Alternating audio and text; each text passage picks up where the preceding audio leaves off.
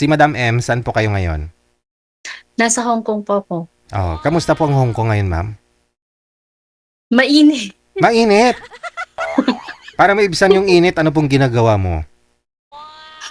Dito lang po ako sa loob ng bahay. Ah, nagpapalamig. Nag-e-aircon. Ganun. Okay.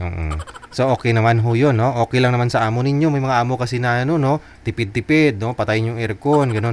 Pero dahil, Kaya, mm actually kasi po wala po sila ngayon. So, wow! parang free ko. Ayun. Kaya naman pala malaya ka kung anong gagawin mo. Saan po yung Kung mga amo mo? nandyan lang po sila, nagpunta po sila ng dyan. Sa Saan? kabilang bayan. Ah, sa kabilang bayan. Ah. So dito ka, naghanap po kayo ng mga kakausap, ma'am? Wala po kayong asawa? Yes. Wala na po. Hiwalay na po ako sa Ayun, asawa. hiwalay ka na sa asawa mo. Ilang taon na?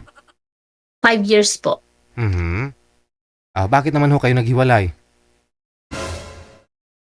Mala MMK po. Uy, pwede ka naming ano, pwede namin malaman, ma'am, para iyak kami mamaya. Wag na po, DJ, kasi baka hindi nyo ako makausap kasi Kasi, may trauma pa kasi ako doon. Hindi po maganda yung ko doon sa naging ex ko. So, ayoko na pong pag-usapan. may third party po ba, ma'am? Sa ngayon, meron na. Ah, meron na. Nung naghiwalay kayo, wala namang third party. Wala po. Nananakit po ko siya Ah, kasi. okay. Nananakit. Kaya po Mhm. iniwan ko siya. Sige. Ilang taon na po kayo, ma'am? Kaka 45 ko lang po nung Webes. Uy, belated happy birthday. Thank you po. Thank you. Ilang taon ka na po dyan sa Hong Kong? Mag-aanim na po kay amo. Mm. So, ilang, Yun. ilang taon na po kayong hiwalay, sabi mo, kay mister mo? 5. 5 years. Oh, so bali, naghiwalay ho kayo, isang taon ka na dyan sa Hong Kong. Mm-mm. Mm-mm. Mm. Okay. So yung malaking rason talaga, yung main reason mo, ba't ho kayo naghiwalay? Dahil nananakit nga ho siya, no? Yes po. Oh, okay, sige. Ngayon po, anong gusto mo, ma'am? Naghanap ka na ng mapapangasawa? Hindi naman po. Yung kaibigan, makakausap, yung ganun lang po yung... Pero may naging Kasi, boyfriend ka na sa 5 years? meron naman po. Meron. Diyan sa Hong Kaso Kong? lang, lang din. Tikim-tikim lang? Wala. Hindi siya Hindi masarap? takot siya sa responsibilidad. Ganun. Binata siguro. Hindi po. Hindi po. Hiwalay din po siya Hmm, sa asawa niya. ayun lang. Oo. Kaya yun, parang Pero Mm, naman, nagtagal naman kami yung relationship namin na yun, na mm. nagkaroon ako ng boyfriend. Siya. 2 years din namin na nag-on, tapos yun na.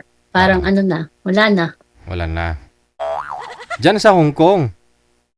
Ay, wala po. Wala. LDR din po. Ever since po na pumunta po ako dito, since 2018. Yun. Wala po.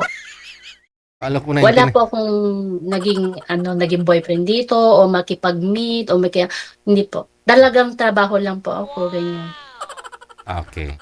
Sige. So ngayon, kasal po ba kayo, ma'am, na yung ex mo? Yun po, kasal po ako sa ex ko. Ilan po anak ninyo?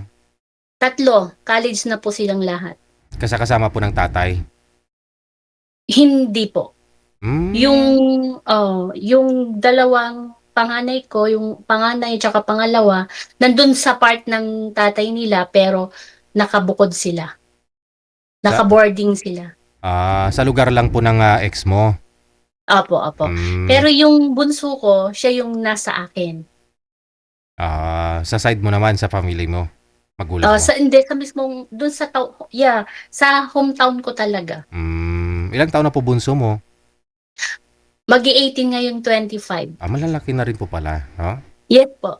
Sige. Pwede ka High nam school na po sila nung talagang na tuluyan lang kaming wala ng communication Oo, sa ex ko. ex mo. Iniwan ko ng tuluyan. At ngayon may Ayun. kinakasama na ho yung ex mo, no? My girlfriend po siya ngayon, Mm. which is kababata din niya. OFW din siya, yung girlfriend niya. Oh, O, di ba alam ko? so, Kasi updated. sinikismis din sa akin ng mga anak. Oh naman, syempre, karapatan din nila yan. Malaman, tatay pa rin nila yun, di ba? Yes po Mm. naman. Okay. Now, mga ilang taon po ang gusto mo makausap? Yung medyo ahead lang din naman sa edad ko po, sana. 45 to 50, ganun. Yeah. Kasi yung ex ko 54 na siya eh. Ah, Nung magkakilala kami, which is 20 lang ako, tas 28 siya. mm. Nung niligawan niya ako. Ano naman nakita mo sa kanya at nagustuhan mo that time? Mabait kasi siya, pero yun pala. Sa una lang. Sa una lang pala. Pero yung pag wala na. Yun na. Okay. Yun, DJ. Sige, sige. Hanap po Hindi tayo, natin ha? pag-usapan yung ex. Baka mamaya, Sige. baka bumaha pa dyan, ma'am. Sige po, ma'am. Babaan niyo po munang tawag, no? Okay po. Salamat po. Thank you. Hindi ko napipilitin si Madam i-voice out, kwento dito.